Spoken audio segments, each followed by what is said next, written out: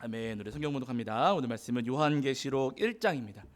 요한계시록 1장 9절부터 20절까지 말씀 함께 합독하시겠습니다. 요한계시록 1장 9절부터 20절입니다.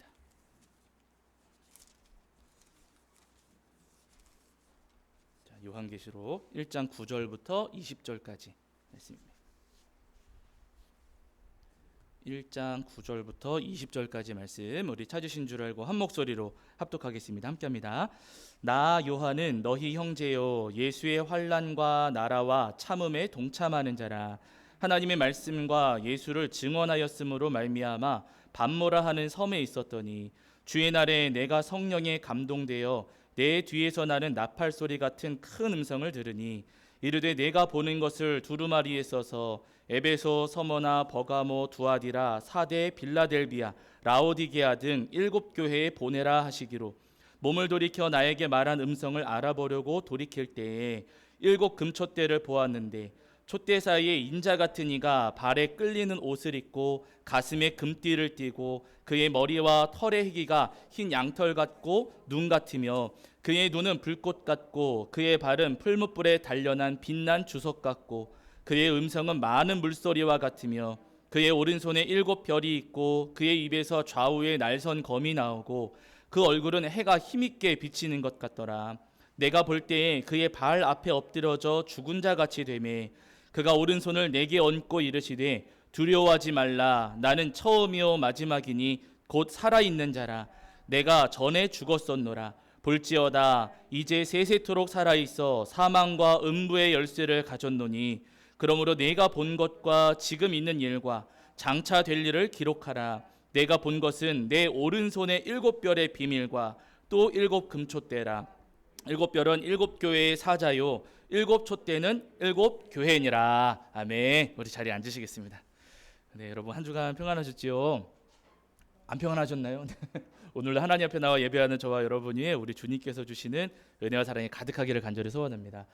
우리 성도님들 잘 아시는 것처럼 오늘 빈자리가 굉장히 많습니다. 우리 성도님들 중에 코로나 확진되신 분들이 많으셔가지고 오늘 이제 밀접 접촉자 그리고 확진되신 분들까지 포함하셔서 빈자리가 굉장히 많아졌어요. 우리 성도님들도 이제 느끼시겠지만요, 주변에 사실은 확진되신 분들이 생각보다 굉장히 많습니다. 예전하고 조금 이게 방침이 좀 달라져가지고 요즘에는 증세 때문에 검사 받으면은 비용을 내게 되잖아요. 그러니까 많은 분들이 조금 의심 증세가 있어도 지금 검사를 잘 안 하시고 감기약 드시고 그냥 버티시는 분들이 꽤 많으세요. 그러다 보니까 전염이 좀 많이 이루어지고 있거든요. 우리 성도님들이 피할 수 없는 일이기는 하지만 그러나 큰 피해가 있지 않도록 우리 성도님들이 철저하게 조금 방역에 이제 조금 신중히 해주셨으면 좋겠고요. 오늘 못 나오신 우리 모든 성도님들이 얼른 회복하셔서 다음 주에는 함께 예배하실 수 있도록 함께 기도해 주셨으면 좋겠습니다. 자, 지난주에 저희가 요한계시록 1장 1절부터 8절까지 말씀을 통해서 우리에게 주시는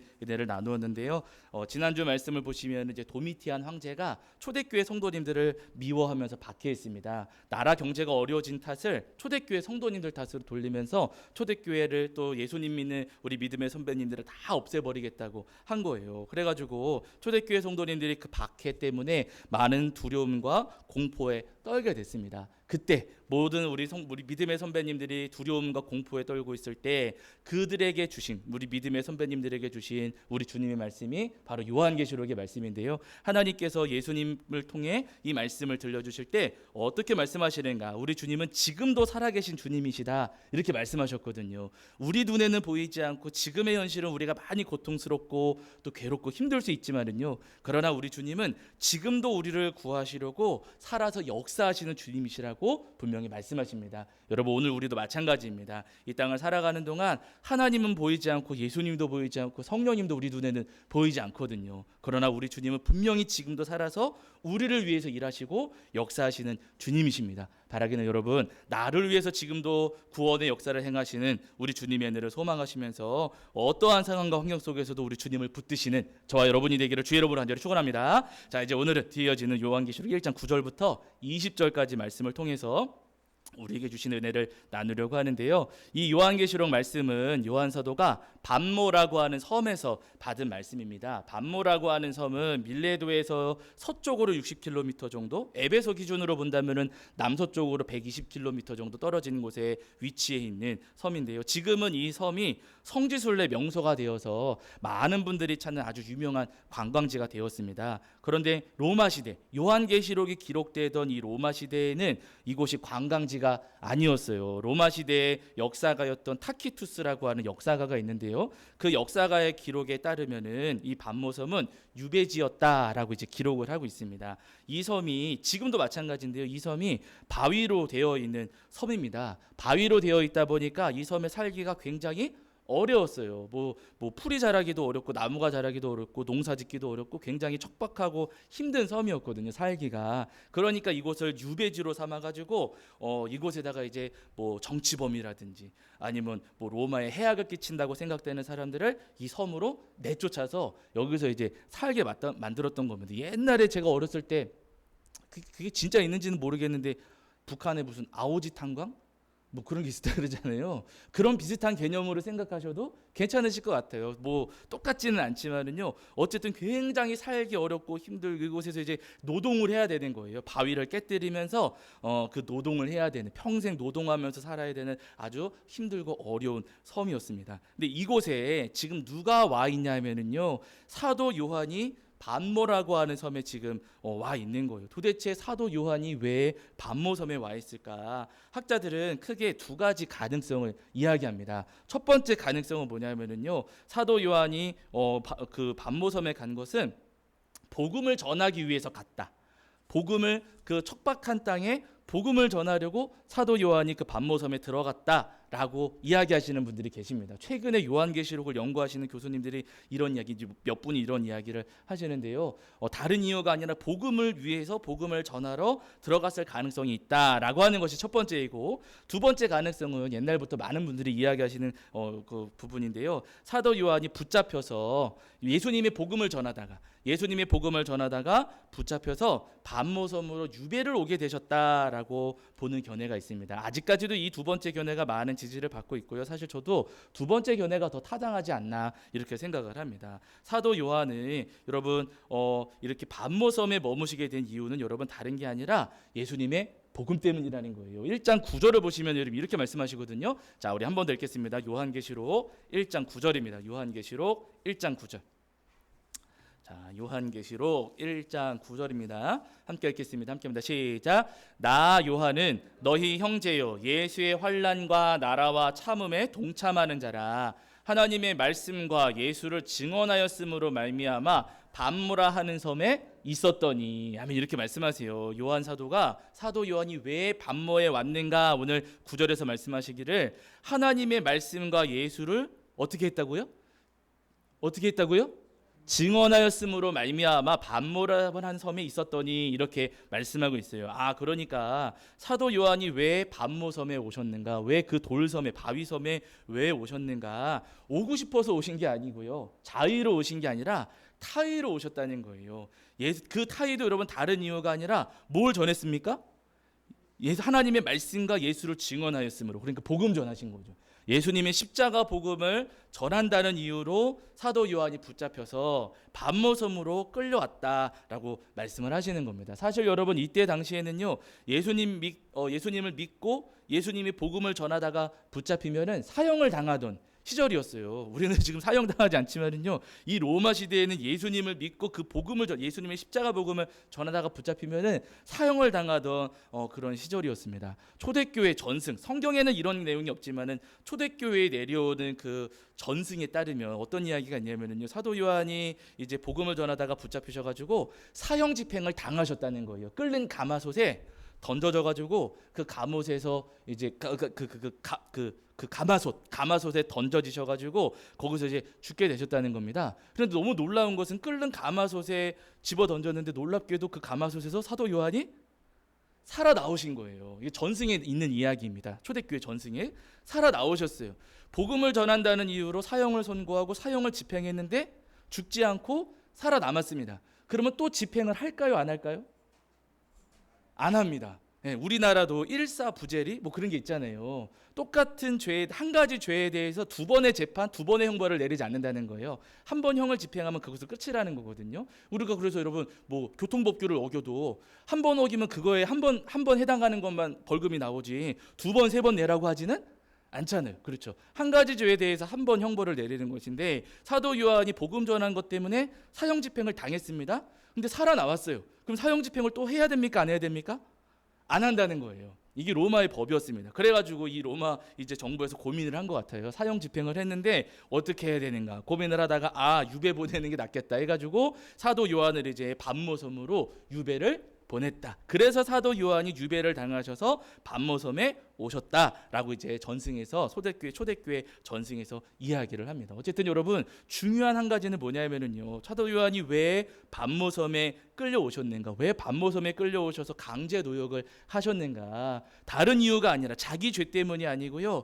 예수님의 십자가 복음을 전하다가 예수님 믿다가 예수님 때문에 사도 요한은요 아주 큰 고통과 고난을 겪고 아주 큰 어려움에 처하셨다라고 성경에서 말씀하고 계세요. 여러분 이때 사도 요한의 나이가 어느 정도 되셨냐면요 80은 넘으셨을 나이입니다. 네. 왜냐하면은 이 요한계시록 말씀이 90년대 AD 90년 이후에 쓰여진 말씀이거든요. 예수님께서는 AD 30년에 부활 승천하셨고 지금 사도 요한이 요한계시록을 기록할 당시는 AD 90년 이후이기 때문에 여러분 사도 요한이 예수님을 20살 때 만났어도 60년 지난 거잖아요. 그렇죠. 그렇게 계산하면 지금 최소한 80세가 넘으신 것이고 어떤 분들은 말씀하시기를 90을 넘으셨을 수도 있다. 90을 넘기셨을 수도 있다. 이렇게 말씀을 하십니다. 근데 여러분 그 연세 높은 어르신이 지금 예수님 때문에 예수님 복음 때문에 붙잡히셔서 끌린 가마솥에 던져졌다가 이 반모라는 섬에 끌려오셔가지고 아주 큰 고역을 치르고 계시는 거예요. 그러면 여러분 우리가 만약에 오늘 우리가 사도 요한의 처지라면 여러분 어떤 마음 드시겠습니까? 네. 우리가 오늘 사도 요한의 그 처지에 놓여 있다면 오늘 나는 어떤 마음을 갖게 될까? 제가 본문을 묵상하면서 그런 생각을 했어요. 우리는 흔히 이야기하기를 예수님 믿으면 뭐 받는다고 하세요? 예수님 믿으면 복 받는다 이야기하고 예수님 믿으면 병이 낫는다고도 하고 뭐 예수님 믿으면 사업도 잘 된다고 그러고 예수님 믿으면 만사형통해진다고 많이들 이야기를 하시잖아요. 그런데 여러분 예수님 믿는 바람에 오히려 내 삶이 어려워졌다면 예수님 믿는 믿음 때문에 오히려 일이 꼬이고 믿음 때문에 사업이 어려워지고 예수님 믿는 그 믿음 때문에 오히려 병이 더 심해지고 믿음 때문에 내가 손해를 보게 된다면 여러분 그때 우리가 과연 어떻게 하겠느냐는 겁니다. 예배를 드려도 은혜가 없고 찬양을 해도 기쁨이 없고 기도를 해도 주님께서 응답도 안 해주시고 삶이 막막하고 답답하고 괴롭고 예수님 나는 믿는다고 이야기를 하는데 예수님 때문에 오히려 내 삶이 더 어렵고 힘들어진다면 과연 어떻게 할까? 여러분 많은 분들이 사실 저도 그랬습니다. 예수님 때문에 내가 어려움에 처해진다면은요 많은 분들이 저도 마찬가지로 예수님을 원망하게 되지 않겠습니까? 나는 예수님 잘 믿는다고 생각을 했는데 내 삶이 이렇게 어렵고 힘들어진다면은요 나도 모르게 원망을 하게 되고 불평을 하게 되고 나도 모르게 예수님에 대해서 우리가 불편한 마음, 속상한 마음을 갖게 된다는 것이죠. 그런데 여러분 중요한 것은 오늘 본문에 사도 요한 예수님 때문에 사도 요한이 이렇게 큰 고초를 겪고 계신데 그 예수님 때문에 고초를 겪고 계셨던 사도 요한은 어떤 마음이셨는가 오늘 본문에 이렇게 말씀하고 있어요. 자, 우리 요한계시록 1장 10절입니다. 1장 10절. 자, 요한계시록 1장 10절입니다. 자, 요한계시록 1장 10절. 자, 1장 10절 말씀 읽겠습니다. 시작. 주의 날에 내가 성령에 감동되어 내 뒤에서 나는 나팔 소리 같은 큰 음성을 들으니 우리 한 번 더 읽겠습니다. 시작. 주의 날에 내가 성령에 감동되어 내 뒤에서 나는 나팔 소리 같은 큰 음성을 들으니 아멘 이렇게 말씀하세요. 여기 10절 전반절에 보시면은요 요한은 주의 날에 내가 성령에 감동되었다 이렇게 말씀하고 있습니다. 여러분 여기서 말씀하시는 주의 날은 예수님 재림하시는 그 마지막 때 그때가 아니고요. 여기서 말씀하시는 1장 10절의 주의 날은 주일할 때의 주의 날입니다. 네. 그러니까 월, 화, 수, 목, 금, 토, 주일 저희가 그러잖아요. 그 주일이에요. 그 주일. 여기서 말씀하시는 주의 날은 주일입니다. 본래 유대인들은 안식일 날 하나님 앞에 예배를 드렸는데요. 예수님께서 이 땅에 오시고 부활하신 이후에 그 이후부터는 초대교회 성도님들은 안식일 날 예배 드리지 않고 예수님께서 부활하신 그날을 주의 날로 삼고 그날 예배를 드렸습니다. 그러니까 지금 여기 1장 10절의 이 주의 날은 예수님께서 부활하신 날이라는 것이죠. 그런데 여러분, 사도 요한이 예수님 때문에 반모섬에 끌려가서 그 험한 일을 하시면서 그 늦은 연세에 그 연로하신 분이 반모섬에서 그렇게 험한 일을 하시면서도 여러분 주의 날을 지켰습니까? 안 지켰습니까? 지켰다는 거예요. 예수님 때문에 내가 지금 이 고생을 하고 있는데도 여러분, 사도 요한은 예수님께서 부활하신 그날을 지켰습니다. 여러분, 예수님 때문에 고초를 겪으면서도 예수님 믿은 거예요, 안 믿은 거예요? 믿은 거지요. 사도 요한은 예수님 때문에 그 어려운 일을 겪으면서도 여전히 예수님을 자신의 주님으로 모시고 그 예수님 때문에 그렇게 험한 일을 당하면서도 여전히 사도 요한은 예수님을 놓치지 않고 나의 구주로, 나의 주님으로 모시며 믿고 따랐다는 겁니다. 바라는 여러분, 오늘 함께 예배하시는 저와 여러분, 우리 모두의 믿음도 오늘 이 사도 요한의 믿음과 같기를 주 여러분을 간절히 축원합니다. 여러분, 선물 받아서 예수님 믿는 믿음은요, 그것은 대단한 믿음이 사실은 아닙니다. 선물 받아서 믿는 것은 누구나 가질 수 있는 믿음이고요. 병이 나아서 믿는 믿음도 너무나도 당연한 믿음이에요. 특별하거나 대단한 믿음도 아닙니다. 여러분, 진짜 믿음은 어떤 믿음이냐면 우리가 어려울 때 믿는 믿음이 진짜 믿음이라는 거예요. 진짜 믿음은 내가 뜻한 대로 되지 않아도 그래도 예수님을 믿고 붙잡고 예수님을 따르는 그 믿음이 여러분 진짜 믿음입니다. 내가 원하는 일이 하나도 되지 않고 내가 좋아하는 것대로 되지도 않고 내가 오히려 내가 원치 않는 대로 나한테 불편한 대로 상황이 막 흘러간다 할지라도 그래도 여전히 주님은 나의 주님이십니다. 그래도 그렇게 제가 원하는 대로 하지 않으셨다 할지라도 그래도 주님은 여전히 나의 주님이십니다 하는 믿음이 오늘 우리가 가져야 될 진짜 믿음입니다. 여러분, 우리가 그런 이야기가 있잖아요. 내가 어려울 때 내 곁에 머무는 친구가 진짜 친구다, 이렇게 우리가 이야기하지 않습니까? 내가 로또 당첨됐는데 막 친한 척해요. 여러분, 그런 친구 있을까요, 없을까요?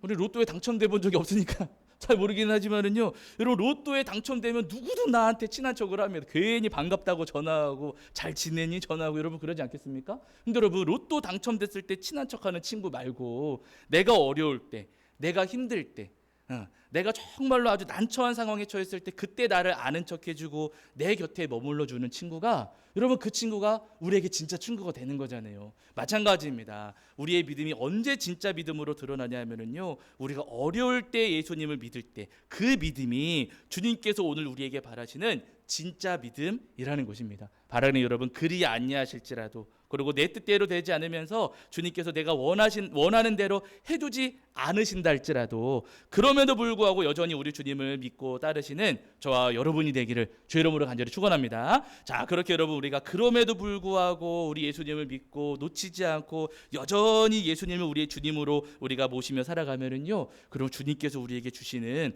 은혜가 한 가지가 있어요. 오늘 본문을 보시면은 여전히 우리 예수님을 바라보고 있는 사도 요한에게 예수님께서 환상을 보여주시거든요. 예수님의 모습을 환상으로 보여주시면서 예수님께서 어떤 모습이셨는가, 그 모습을, 예수님의 모습을 쭉 묘사를 합니다. 근데 그 예수님께서 어디 서 계시는가? 7 금촛대 사이에 서 계셨다라고 말씀하시고, 그리고 예수님께서 오른손에 뭘 이렇게 붙잡고 계세요. 예수님, 그 요한 사도의 환상 가운데 예수님의 모습을 보여주시면서 예수님께서 오른손에 뭔가를 이렇게 붙잡고 계십니다. 근데 그게 예수님 오른손에 붙잡고 계신 게 무엇인지 오늘 보세요. 자, 요한계시록 1장 16절입니다. 요한계시록 1장 16절. 자, 요한계시록 1장 16절입니다. 1장 16절. 자, 1장 16절 읽겠습니다. 시작. 그의 오른손에 7 별이 있고 그의 입에서 좌우에 날선 검이 나오고 그 얼굴은 해가 힘있게 비치는 것 같더라. 잘 읽었죠, 제가? 네, 다시 한번 읽겠습니다. 시작. 그의 오른손에 7 별이 있고 그의 입에서 좌우에 날선 검이 나오고 그 얼굴은 해가 힘있게 비치는 것 같더라. 이렇게 말씀하세요. 예수님의 오른손에 무엇이 있는가 말씀하시기를 뭐가 있습니까? 일곱 별이 있다라고 말씀하세요. 예수님 오른손에 일곱 별이 있다라고 말씀을 하세요. 일곱 별이 무엇인가 우리가 많이 궁금해지지요. 1장 20절을 보시면 이렇게 말씀하세요. 자, 20절도 보겠습니다. 함께합니다. 시작. 내가 본 것은 내 오른손에 일곱 별의 비밀과 또 일곱 금촛대라. 일곱 별은 일곱 교회의 사자요 일곱 촛대는 일곱 교회니라. 한 번 더 읽겠습니다. 시작. 내가 본 것은 내 오른손에 일곱 별의 비밀과 또 일곱 금촛대라. 일곱 별은 일곱 교회의 사자요 일곱 촛대는 일곱 교회니라. 아멘. 이렇게 말씀하세요. 본문에서 말씀하시기를 일곱 별은 누구라고요? 네, 일곱 교회의 사자다 이렇게 말씀하세요. 여러분, 사자면은 어흥하는 사자일까요? 사람일까요? 천사일까요? 어흥하는 사자는 일단 아니에요. 사자라고 하니까 가장 먼저 우리가 그렇게 떠오를 수 있지만은요, 어흥하는 사자는 아닙니다. 이 사자라고 하는 글자가 헬라어로 보시면은 앙겔로스 이렇게 돼 있거든요. 근데 본래 헬라어 앙겔로스, 신약 성경을 읽어가시면은 이제 헬라어 앙겔로스라고 하는 단어가 굉장히 많이 나오기는 합니다. 근데 이 앙겔로스라고 하는 단어를 이제 번역하실 때 보통은 천사 이렇게 번역을 하세요. 그런데 이 앙겔로스라고 하는 헬라어가 꼭 천사를 뜻하는 것은 아니에요. 예를 들면 여러분 이런 구절이거든요. 마태복음 제가 이제 그냥 듣기만 하세요. 찾지 마시고. 자, 마태복음 11장 10절을 보시면은 예수님께서 내가 내 사자를 내 앞에 보내노니라고 그 마태복음에서 그렇게 말씀하세요. 마태복음 11장 10절에서 내가 내 사자를 내 앞에 보내노니라고 하십니다. 예수님께서 이 땅에 오시기 전에 사자를 앞세워 보내셨다는 거예요. 예수님보다 앞선 사자 천사일까요? 사도 요한일까요? 아니, 세례 요한일까요? 세례 요한입니다. 세례 요한을 가리켜서도 사자라고 부르셨고요. 세례 요한을 가리켜서도 앙겔로스 이렇게 부르셨어요. 그리고 누가복음 9장 51절 52절에서도 예수님께서 사자들을 앞서 보내심에라고 여기서도 말씀을 하셨거든요. 근데 누가복음 9장 51절 52절에서 사자들을 보내셨다라고 하실 때 여기서의 사자도 천사가 아니라 제자들입니다. 네. 그러니까 여러분, 앙겔로스라고 하는 단어가 꼭 천사를 뜻하는 단어는 아니라는 거예요. 이 앙겔로스라고 할 때는요, 예수님께서 오실 길을 준비하는 사람들, 또 예수님께서 오실 길을 기다리고 있는 사람들, 그 모든 사람들을 가리켜서 또 사자 이렇게 앙겔로스 이렇게 부르기도 하신다는 겁니다. 그러면은 자, 다시 돌아와서 요한계시록 1장 20절에서 예수님 오른손에 붙잡고 계시는 오른손에 붙잡고 계신 일곱 교회의 사자는 천사겠습니까? 초대교회, 예수님을 여전히 믿고 따르고 기다리고 있는 초대교회 성도님들이겠습니까? 당연히 성도님들이십니다. 네, 여기에 예수님께서 오른손에 꽉 붙잡고 계시는 일곱 교회의 사자는요, 천사들을 붙잡고 계시다 그 이야기가 아니고요, 여전히 예수님을 기다리고 있고 여전히 예수님께서 오실 길을 준비하고 있는 초대교회의 그 성도님들을 가리켜서 사자 지금 이렇게 부르고 계신 거예요. 그리고 그 사자를 예수님께서 오른손으로 꽉 붙잡고 계시다라고 지금 요한계시록에서 오늘 우리에게 말씀하고 계십니다. 여러분, 오늘 우리가 이 땅을 살아가면서 여전히 예수님을 바라보고 내 뜻대로 되지 않고 내가 원하는 대로 되지 않고 내가 기대하는 대로 되지는 않지만, 그럼에도 불구하고 예수님이 여전히 나의 주님이십니다. 그럼에도 불구하고 주님은 나의 주님이십니다 라고 우리가 예수님을 끝까지 붙잡는다면요, 주님께서도 우리를 절대 놓치지 않으신다는 거예요. 주님의 오른손으로 우리를 꽉 붙잡아 주시고 마지막까지 우리를 놓치지 않으시리라 주님께서 우리에게 분명히 말씀하십니다. 바라는 여러분, 마지막 때를 살아가는 우리를 꼭 붙잡아 주시고 절대 놓치지 않으실 우리 주님을 소망하시면서 이 세상을 살아가시는 동안에 그럼에도 불구하고 또 그리 아니하실지라도 여전히 우리 주님을 소망하시며 바라보시는 저와 여러분이 되기를 주의 이름으로 간절히 축원합니다. 우리 성도님들이 다니엘의 세 친구들을 기억을 하실 텐데요. 느부갓네살 왕이 커다란 금신상을 세워놓고서는 악기가 연주될 때 그 신상 앞에 엎드려 절해라 라고 명령을 내렸어요. 그 신상 앞에 절하지 않으면은 풀불에 던져가지고 다 죽여버리겠다 이렇게 명령을 내렸거든요. 그래서 실제로 연주가 되면은 사람들이 전부 다 금신상 앞에 엎드려서 절을 했습니다. 절하지 않으면 죽으니까, 죽고 싶지 않아서 사람들이 전부 다 금신상 앞에다가 절을 했지요. 그러나 잘 아시는 것처럼 다니엘의 세 친구분들은 악기가 연주되어도 절하지를 않았어요. 절하지 않으면 죽을 수 있다는 것을 너무나도 잘 알고 있었지만은요, 그럼에도 불구하고 절하지 않았습니다. 왜냐하면 그것은 우상 숭배가 되니까 하나님 외에 다른 신을 섬길 수 없기 때문에 왕이 어떤 명령을 내렸다 할지라도 그 하나님 믿는 믿음 때문에 죽음에 처한다 할지라도 우상 앞에, 왕의 신상 앞에 절하지 않았습니다. 결국에는 세 친구가 왕의 신상 앞에 절하지 않는다는 게 드러났어요. 그래가지고 세 친구가 붙잡혀서 왕 앞으로 끌려갑니다. 그 왕 앞으로 세 친구가 끌려왔을 때 왕이 묻습니다. 지금이라도 왕의 신상 앞에 너희가 절하면 내가 살려주겠다. 그렇지 않으면 내가 너희들을 풀무불에 집어던져서 다 죽일 거다. 그러니까 이제라도 조금 너희가 내 신상 앞에 좀 절해다오 라고 왕이 지금 느부갓네살 왕이 세 친구에게 이야기를 하지요. 그때 세 친구가 이렇게 대답을 해요. 여기 한 구절만 찾아보실게요. 구약으로 넘어가셔서 다니엘입니다. 다니엘 3장 17절과 18절입니다. 구약 성경 1237페이지에 다니엘 3장 17절과 18절입니다.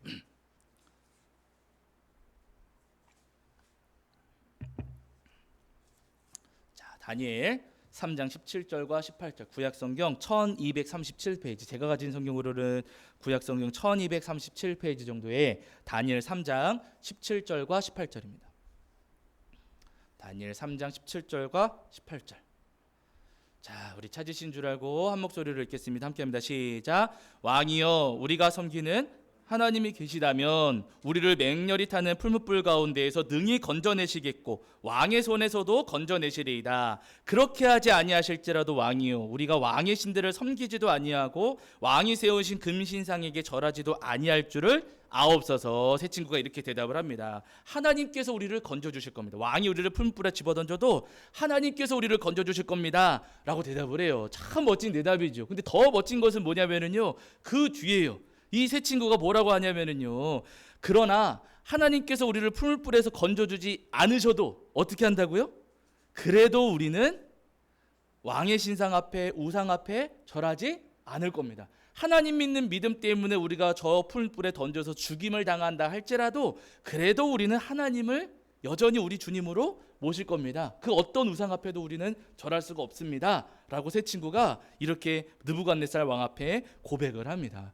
왕이 이 고백을 듣고서는 화가 이만큼 났어요. 그렇게 마지막까지 왕이 요구하는데도 그 말을 듣지 않고 여전히 하나님 믿겠다고 하니까 화가 많이 났습니다. 그래서 평소보다 불을 7배 더 크게 키우게 만들어가지고 그 불 속에다가 세 친구들을 집어넣거든요. 불이 얼마나 뜨거웠던지 세 친구를 집어넣으려고 이렇게 끌고 갔던 그 사람들이 불타 죽을 정도로 불이 어마어마하게 뜨거워졌습니다. 근데 그때 그렇게 세 친구들을 불 속에 집어 던졌는데도 놀라운 일이 벌어져요. 24절과 25절에 보시면 이렇게 말씀하시는 24절과 25절입니다. 자, 읽겠습니다. 시작. 그때 느부갓네살 왕이 놀라 급히 일어나서 모사들에게 물어 이르되 우리가 결박하여 불 가운데 던진 자는 세 사람이 아니었느냐 하니 그들이 왕에게 대답하여 이르되 왕이여 옳소이다 하더라. 왕이 또 말하여 이르되 내가 보니 결박되지 아니한 네 사람이 불 가운데로 다니는데 상하지도 아니하였고 그 넷째의 모양은 신들의 아들과 같도다 하고 아멘. 이렇게 말씀하세요.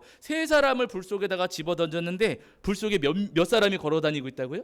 네 사람이 걸어 다니고 있습니다. 근데 네 사람이 걸어 다닐 때 여러분 막 뜨겁다고 뒹굴뒹굴 거리는 게 아니라 그냥 아주 편안하게 거닐고 있고 옷도 상하지 않고 살결도 불에 타지 않은 모습으로 그 엄청나게 뜨거운 불길 속에서도 아주 편안하게 그냥 편안히 걸어다니고 있었다는 거예요. 우리식으로 이야기하면 찜질방 그 가마솥 앞에서 이렇게 불 쬐시는 것처럼 여러분 이 다니엘의 세 친구분들이 불 속에서도 그 뜨거운 불길 속에서도 털끝 하나 상하지 않고 여러분 너무나도 평안한 모습으로 그 불 속을 왔다 갔다 거닐고 있더라는 겁니다. 그래서 여러분 왕이 깜짝 놀라가지고 세 사람을 불 밖으로 나오라고 얼른 꺼내라고 해가지고 이 세 사람이 불 속에서 나오게 되죠. 그러면서 여러분 왕이 자기 입으로 고백을 하는 거예요. 자, 조금 아래 가셔가지고 28절 보세요. 자, 3장 28절입니다. 3장 28절. 자, 읽겠습니다. 시작. 느부갓네살이 말하여 이르되 사드락과 메삭과 아벳느고의 하나님을 찬송할지로다. 그가 그의 천사를 보내서 자기를 의뢰하고 그들의 몸을 바쳐 왕의 명령을 거역하고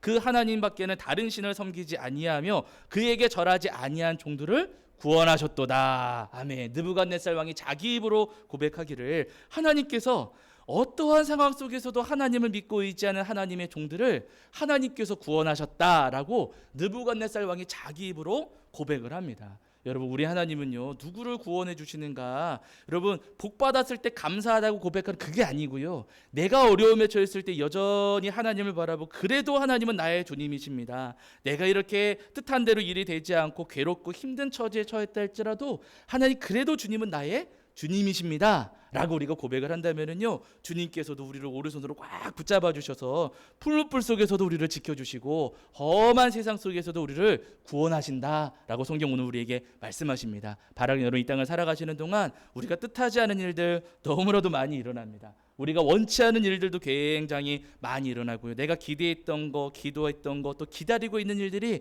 내 원대로 되지 않을 때가 너무나도 많이 있지요. 그러나 여러분, 그럴 때라도, 그럼에도 불구하고 주님은 나의 하나님이십니다. 그리 아니하실지라도 예수님은 나의 구세주이십니다 고백하시는 저와 여러분이 되기를 주의 이름으로 간절히 축원합니다. 자, 우리 찬송합니다. 찬송가 197장입니다. 197장 찬송하시면서 준비하신 예물 보내겠습니다. 찬송가 197장입니다.